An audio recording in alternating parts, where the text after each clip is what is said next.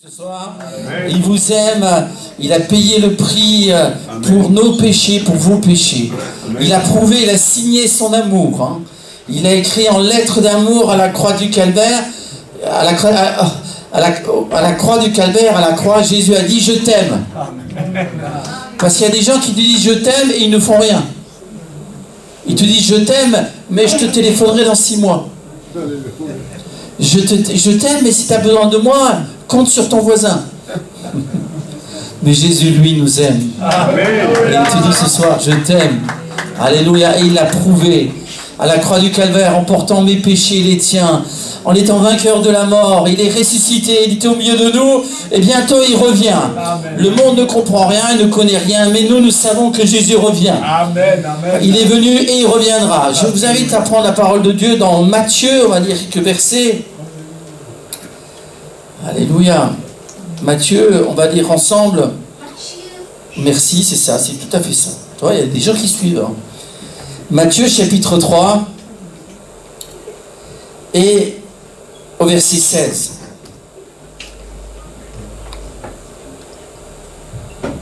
Matthieu 3, 16. Dès que Jésus a été baptisé, je ne sais pas si vous êtes tous baptisés ce soir, mais si tu ne l'es pas encore, fais-toi baptiser parce que Jésus est venu dans ton cœur. Si Jésus vient dans ton cœur, tu te fais baptiser. Amen. Alléluia. Parce que c'est le Seigneur qui le dit. Et nous, on veut écouter ce que le Seigneur dit. Amen. Amen. Amen. C'est lui qui compte. Dès que Jésus a été baptisé, il sortit de l'eau. Ça veut dire qu'il était rentré dans l'eau et que ce n'est pas quelques gouttes, mais on est plongé dans l'eau. Et voici les cieux s'ouvrirent. Et il vit l'Esprit de Dieu descendre comme une colombe et venir sur lui. Et voici, une voix se fit entendre des cieux. Des paroles. Celui-ci est mon Fils bien-aimé, en qui j'ai mis toute mon affection. Alléluia. C'est magnifique parce que Jésus priait. Il était là en prière. On le voit aussi dans l'évangile de Luc. Si vous voulez bien prendre la parole de Dieu.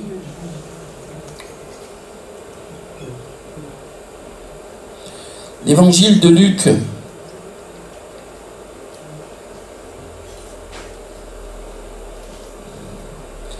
Il est dit au chapitre 3.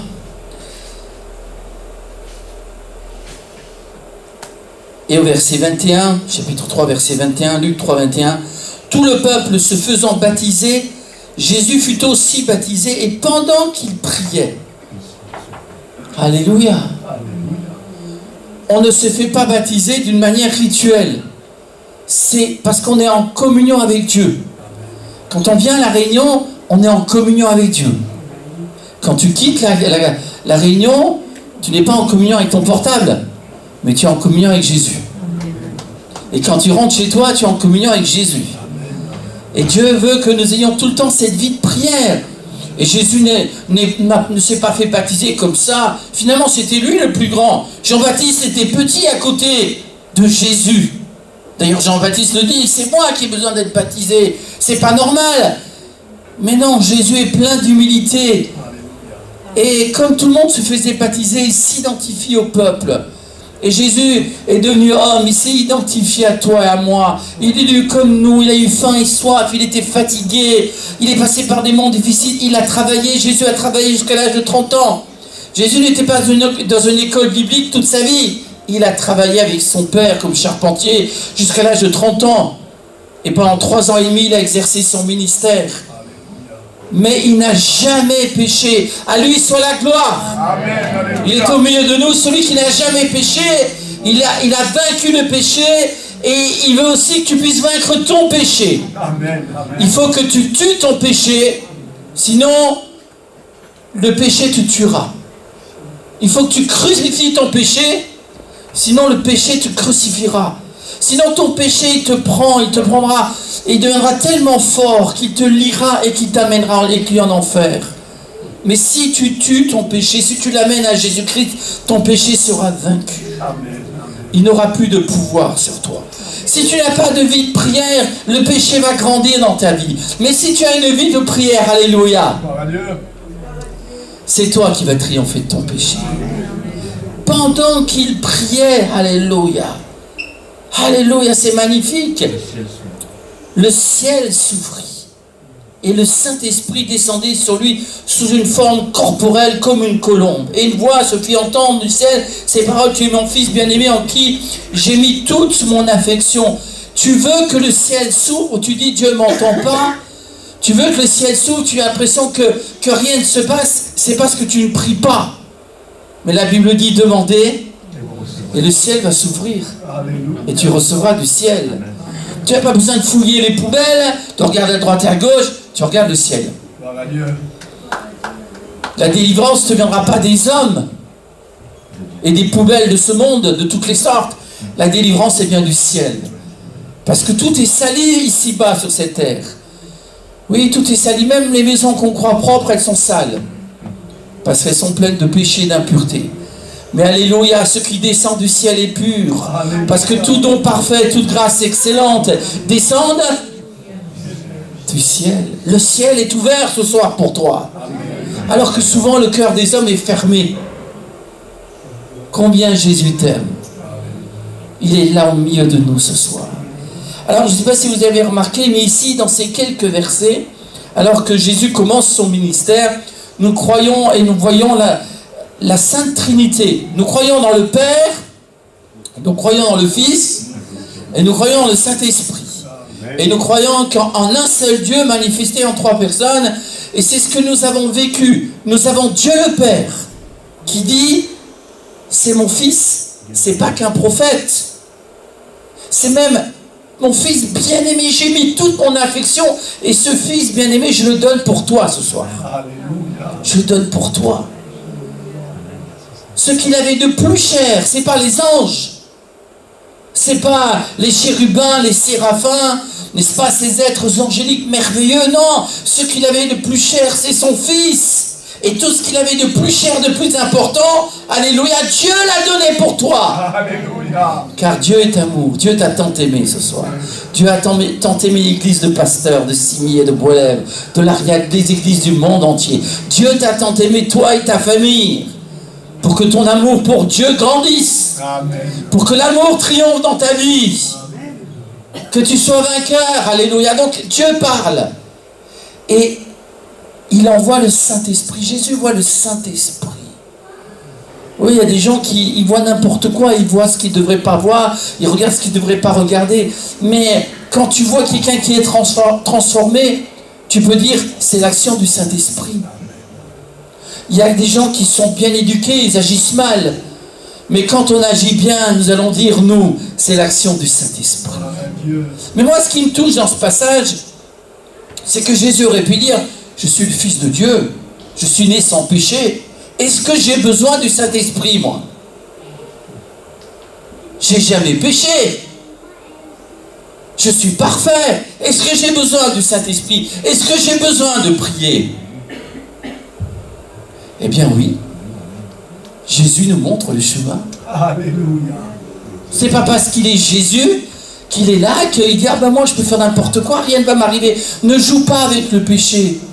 Parce que le péché va toujours gagner. Si tu joues avec le péché, c'est le péché qui gagne. C'est toi qui perdras. Et tu peux même risquer de perdre ton âme. Tu perdras. Mais Jésus, lui, a prié et il voulait nous montrer que rien ne se fait sans l'Esprit de Dieu. Jésus n'est pas indépendant de son Père et indépendant du Saint-Esprit. Même quand Dieu a créé, il est dit au commencement, Dieu créa les cieux et la terre. Et il est dit, faisons l'homme à notre image. Donc il y avait un pluriel. Et il est dit, l'Esprit de Dieu se mouvait au-dessus des eaux. Tu as besoin d'être béni dans ton travail, dans ta famille, dans ta santé. Tu as besoin de l'Esprit de Dieu.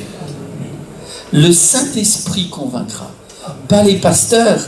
Nous témoignons, pas les anciens, pas les chrétiens. C'est le Saint-Esprit qui va convaincre de péché, de justice et de jugement. Le Saint-Esprit, c'est l'Esprit de vérité. Est-ce que nous croyons en Saint-Esprit ce soir? Nous savons que les démons existent, que l'esprit du mensonge existe. Il y a des fake news à la télévision, dans les informations, dans les portables. Mais ici, nous avons la parole de la vérité. C'est pas une fake news, c'est la parole de la vérité. Alléluia. Et le Saint-Esprit est là, il te parle et il te dit, mais arrête de perdre ton temps, prie. Arrête de regarder ici-bas, regarde en haut. Parce que le ciel est ouvert. Et Dieu va te donner ce soir.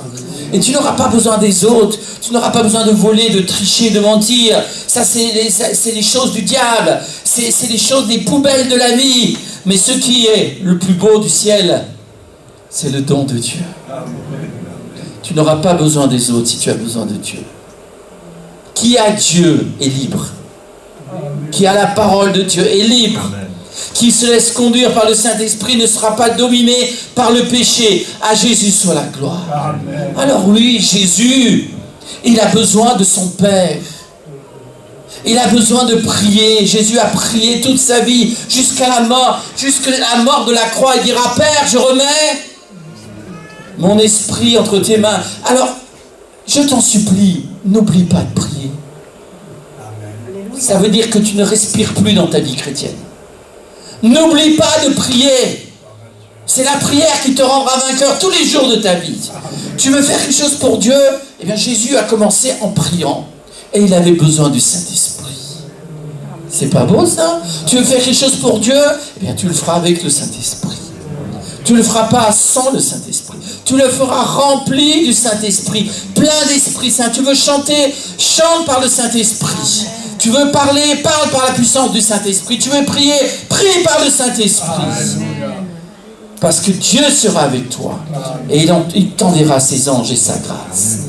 Alors on lit un peu plus loin.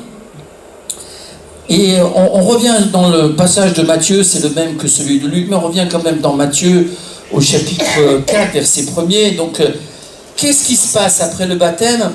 Le Seigneur va se laisser conduire. Il va se laisser conduire par le Saint-Esprit. Et il dit au verset 1er, Matthieu 4, 1, « Alors Jésus fut emmené par l'Esprit Saint dans le désert pour être tenté par le diable. » Est-ce que vous l'avez là? Vous l'avez? D'accord? Est-ce qu'il n'y a pas quelque chose qui vous étonne ce soir? Jésus est rempli du Saint-Esprit. Est-ce que c'est pas mieux d'aller tout de suite multiplier les pains et les poissons? Est-ce que c'est pas mieux d'aller tout de suite dans une synagogue prêcher, de ressusciter les morts? Comment ça se fait que l'Esprit Saint amène Jésus dans le désert pour être, dites-le, pour être tenté par le diable? Ça paraît presque étrange. Mais j'aimerais te dire ce soir, il y aura toujours des tentations dans ta vie. Tant que tu vivras, il y aura des tentations. Tant que tu vivras, il y aura des déserts. Tant que tu vivras, il y aura le diable qui voudra te faire chuter. Mais si tu pries, tu seras vainqueur. Amen. Amen. Pourquoi est-ce que le Saint-Esprit a amené Jésus dans le désert pour être tenté par le diable? Parce que pour vaincre et pour libérer ceux qui sont sous la puissance du diable, pour délivrer ceux qui sont les marionnettes du diable, et le diable les tient par les fils, des fils invisibles, mais c'est des fils puissants qui s'appellent le péché, eh bien Jésus va s'attaquer au chef. Amen. Parce que dans le désert, Adam et Ève, ils ont été séduits par le diable. Et ils sont tombés. Et dans l'Apocalypse, le diable séduit la terre tout entière. J'aime bien l'Apocalypse, parce que dans l'Apocalypse, on voit la défaite finale du diable. Amen. Il sera enchaîné, il sera libéré pour quelques instants, mais après il sera définitivement en communion avec le faux prophète et l'antichrist dans les temps de feu ardent de soufre. Alléluia pour la victoire de Christ. Mais ici, il est devant le chef. Le Saint-Esprit va amener un homme, mais c'est pas Adam, c'est pas Ève, Alléluia. c'est Jésus. C'est pas Adam et Ève qui vont chuter, c'est Jésus qui va résister. Alléluia. Adam est tombé, le nouvel Adam va triompher. Adam s'est laissé séduire et Ève aussi. Vous serez comme des dieux. Mais voici que Dieu s'est fait homme. Alléluia. Et Jésus va résister. Amen. Alors moi je te dis que si tu es dans un désert ce soir, si tu es tenté, eh bien, par la parole de Dieu, tu seras vainqueur. Tu seras toujours, tu ne peux pas éviter la tentation. Ça n'ira pas toujours bien. Mais si toi, tu es rempli du Saint-Esprit, si toi, tu connais la parole de Dieu, tu seras vainqueur. Amen. Jusqu'à ta mort. Et toi et ta famille, vous serez bénis. Amen.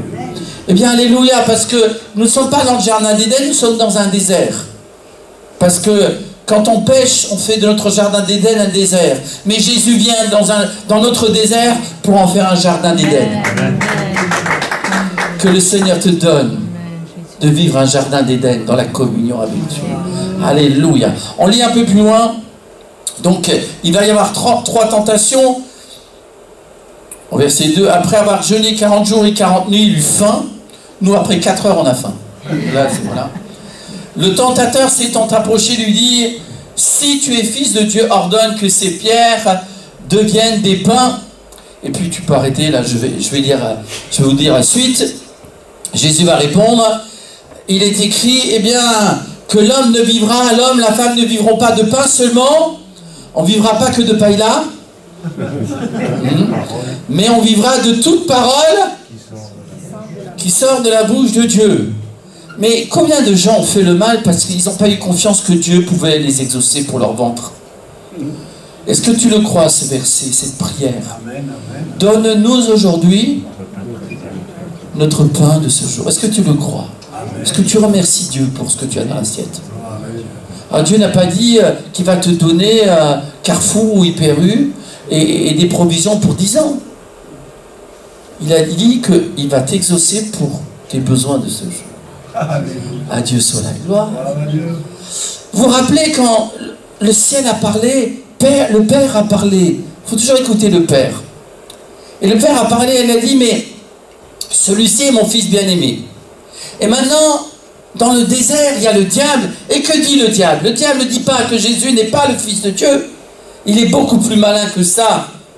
Le diable, c'est le menteur, c'est le père du mensonge. Qu'est-ce qu'il dit? Il met le doute. Il dit, si tu es fils de Dieu, si ton mari t'a abandonné, si tu avais un accident, si tu avais un cancer, si, oh là là, si ça se passait mal.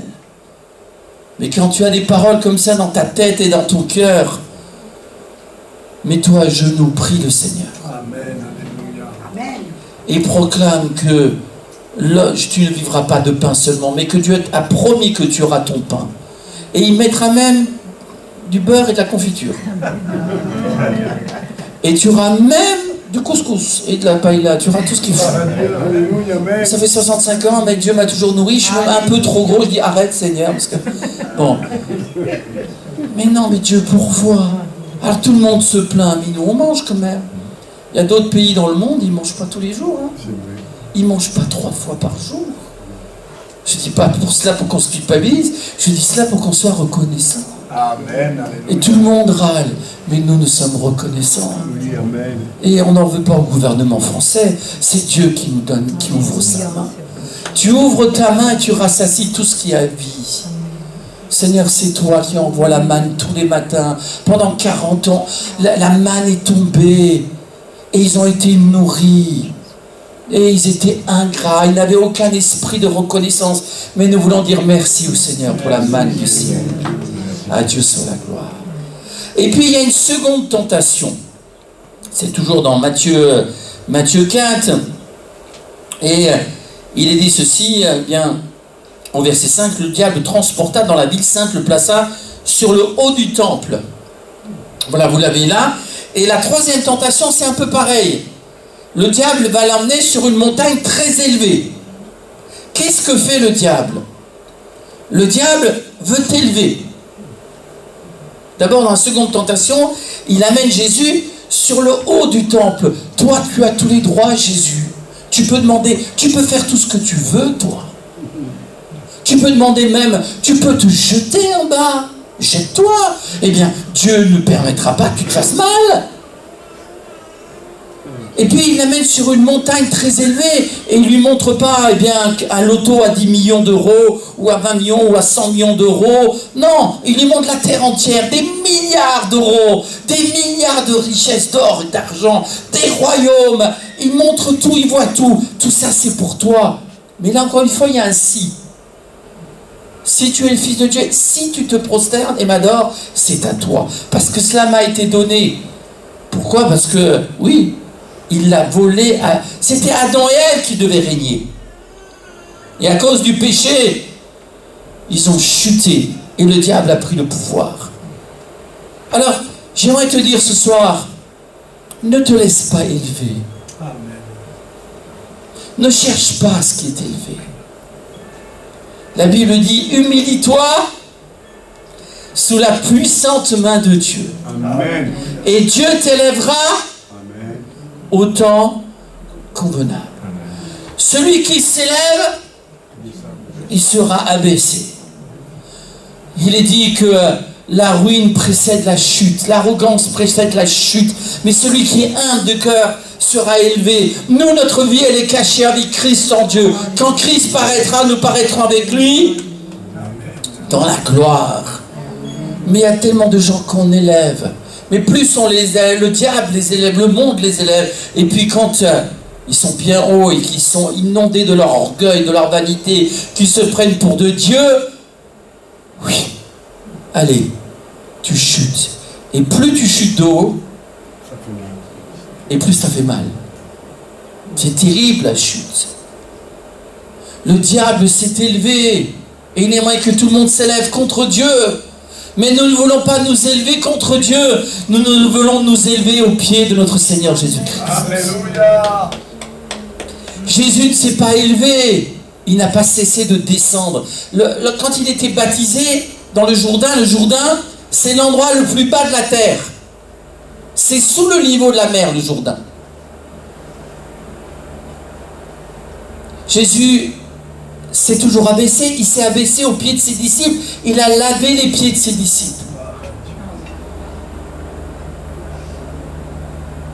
Ayez en vous les sentiments qui étaient en Jésus. Qu'est-ce que tu as comme sentiment ce soir? Tu es orgueilleux ou tu es humble?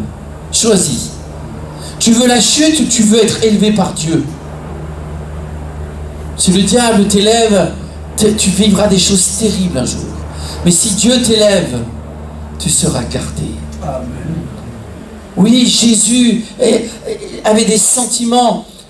Il n'a pas regardé comme une proie arrachée d'être à l'égal de Dieu, mais il s'est abaissé lui-même jusqu'à la mort de la croix. Oui, il a été élevé sur une croix. Et même sur la croix, il a sauvé un malfaiteur, il s'est occupé de sa mère, il a pardonné. À Dieu soit la gloire pour Jésus. À Dieu soit la gloire pour Jésus. À Dieu soit la gloire pour Jésus. Alléluia. Tu veux être élevé, laisse le Seigneur t'élever.